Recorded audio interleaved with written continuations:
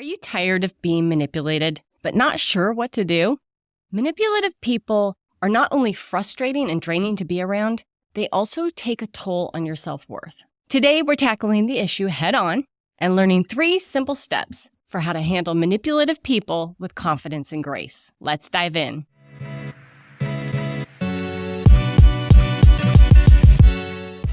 Hey there, I'm Meadow DeVore, helping you with the basics of personal development so that you can build self-worth. On this channel, I share self-improvement strategies and practical ways to change your life. First, it's helpful to understand the motive behind manipulation.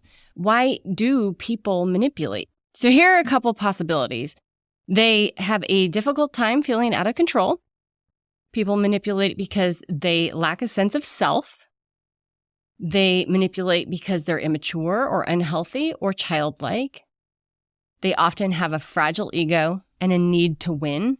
Somewhere along the line, they learned that this was an effective strategy for them. They lack healthy boundaries. They focus on the short term, and they're compulsive in wanting control, attention, and power. Next, it's important to understand your part because that's the part where you have the most influence.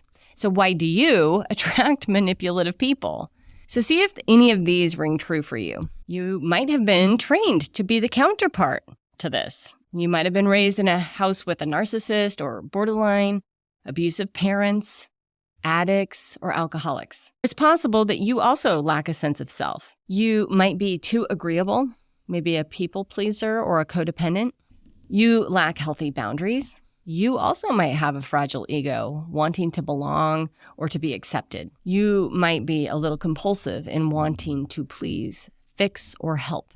So now, let's get into what you need to do when you're confronted with this situation. Here's how to handle a manipulative person. Step 1, center your axis of self right down the middle of you.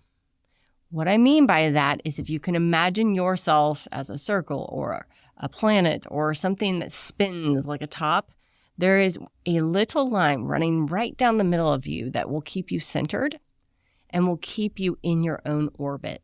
So this axis has to be down the middle of you and not down the other person and not down your boss. You have to be orbiting right around the middle of your own self.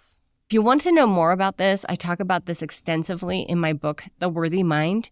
It's available on Audible for free, and I linked it in the description. Moving on, step 2, you need to know where you stand. Otherwise, you won't notice when someone's trying to push you off of where you were. So if someone's trying to change you, persuade you, manipulate you, or bully, you won't know unless you know where your feet are to start with. So this means you have to know what you want, and you need to know how you feel. This might mean that you need to limit contact with that person until you get grounded or until you actually know who you are and what you want. It's really easy to manipulate someone that hasn't checked in with themselves. If you're a people pleaser, you're just going to be, okay, I'll do that. Okay, I'll do that. Okay, I'll do that. And then next thing you know, you're resentful or you're tired or you don't even know how you got there. So you might need a little distance. You might need to limit contact so that you can keep yourself in and others out. First, you have to know what you actually want before someone else starts to tell you what they want. So you need to ask yourself, what do I want? That means, what do I want before anybody else tells me what they want? How do I feel about this? So you might know how the manipulator feels about this or how they want you to feel about it, but you need to first know your own answer to this. And then next, does this push me off my axis? Does it tilt my axis one way or another? Do I lose ground in one way or another? So then you have to just come right back and stabilize into yourself before you move on. Step 3, be prepared. What I mean by be prepared is you might not know exactly what's happening to you or how hard it might be to get out. And you need to be prepared to remove, protect, and defend yourself. If you're being manipulated, it's often because you're in what is called, in psychology, a crab bucket. This metaphor or crab mentality, crab bucket, crab pot mentality theory refers to what crabs do when they're caught in a bucket and try to escape. So the ones on the bottom, they don't allow anyone to escape.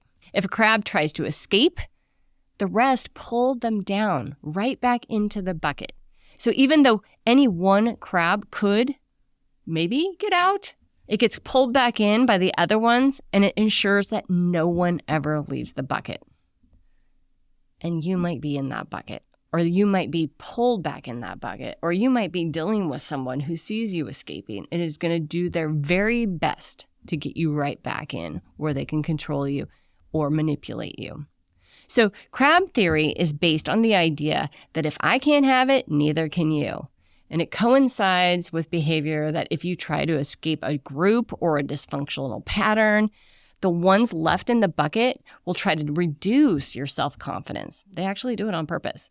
Reduce your self-confidence if you're trying to attempt to better yourself, escape dysfunction, or if you're the one setting boundaries and standing your ground. This stems from envy, jealousy, grandiosity, and they not only want to hold you down, they are willing to hold themselves back in order to keep you stuck in that crab pot with them. For you to get out of the crab bucket, you're going to have to want to fight, be prepared, be strong, and be ready to be pulled back down. Sometimes this is called a change back attack. So somebody notices that you've changed or you're not being manipulated in the way they like or the way that they've trained you to be. And so it's called a change back attack. Like they're trying to change you back into the person that's manipulatable. So the closer you are to freedom, the more they're going to try to change you back, guilt you, and pull you back in.